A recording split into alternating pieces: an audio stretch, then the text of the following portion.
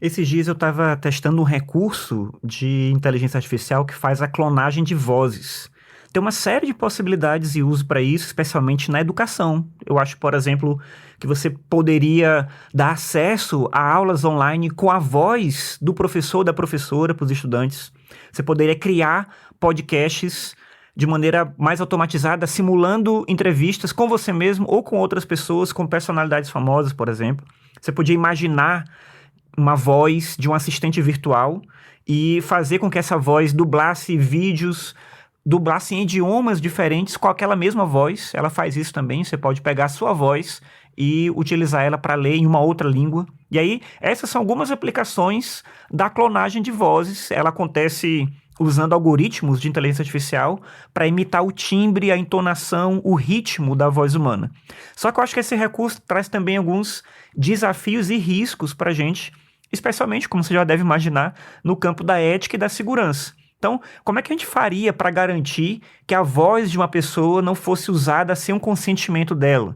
Ou que não fosse usada para fins maliciosos, para enganar, difamar, para manipular outras pessoas? Como é que a gente faria para evitar que a clonagem de vozes fosse contribuir para a disseminação de fake news, de deepfakes, de desinformação?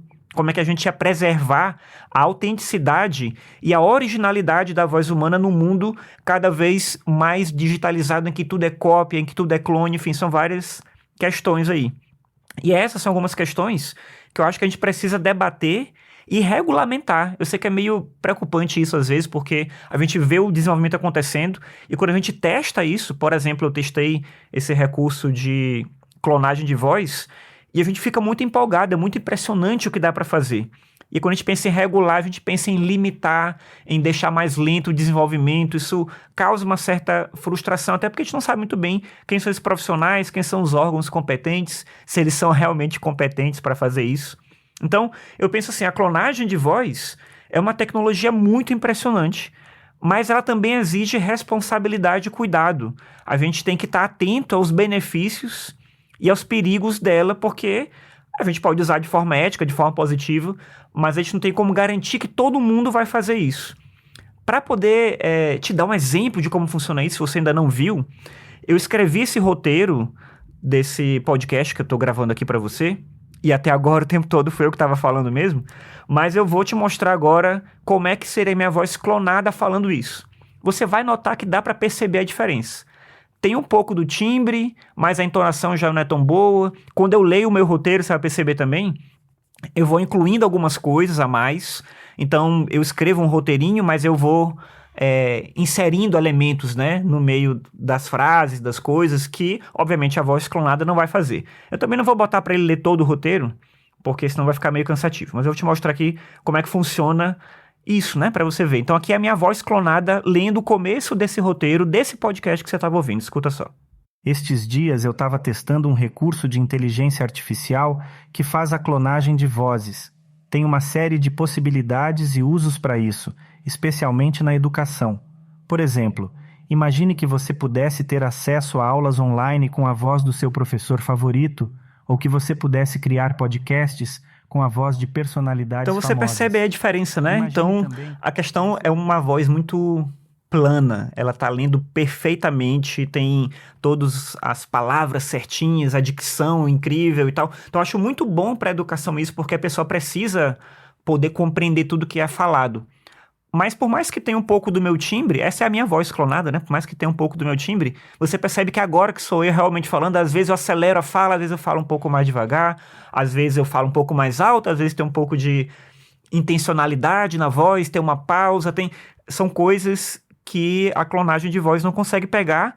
E aí eu diria, ainda bem, para nossa segurança, ainda bem, que ela não consegue pegar isso agora. Talvez daqui a alguns meses, não sei, consiga ficar mais próximo da fala humana mesmo. E aí seria realmente preocupante. Eu quis trazer esse exemplo aqui no podcast, porque acho que o podcast, como é um meio só de áudio, ele vai ser muito impactado pelo desenvolvimento dessa tecnologia.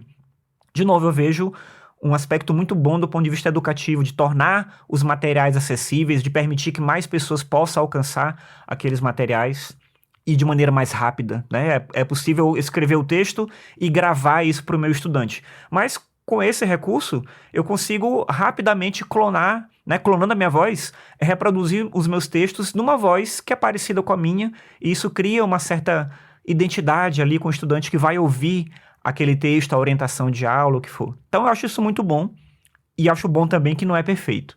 Se ficar muito próximo da realidade, a gente vai começar a correr riscos diversos aí. Não sei se você já pensou sobre isso, se já tinha testado esses recursos. Esse que eu testei aqui esse programa chama Eleven Labs. Você encontra, na internet você encontra, ele funciona no navegador mesmo, né? Você não tem que baixar um app nem nada.